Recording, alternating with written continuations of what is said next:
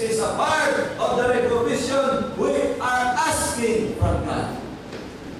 In 2 Peter 1:2-8, grace and peace be multiplied unto you through the knowledge of God and of Savior Jesus Christ, according as His divine power hath given unto us all things that pertain unto life and godliness, through the knowledge of Him that hath called us to glory and virtue, whereby are given unto us exceeding great and precious promises, that by this ye might be partakers of the divine nature, having escaped the corruption that is in the world through lust.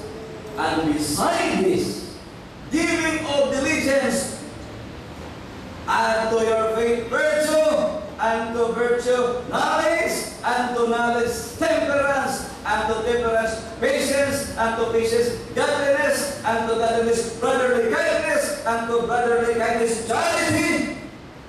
This is a vivid description how the need for us Christians for reformation.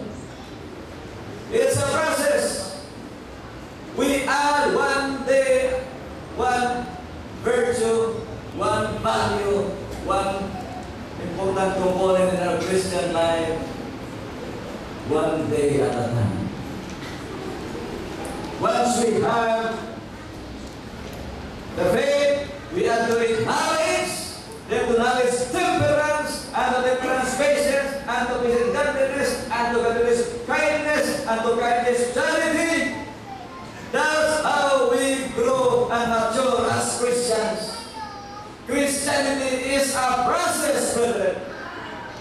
For if these things be in you and abound, they make you that ye shall neither be barren or unfruitful in the knowledge of our Lord Jesus Christ.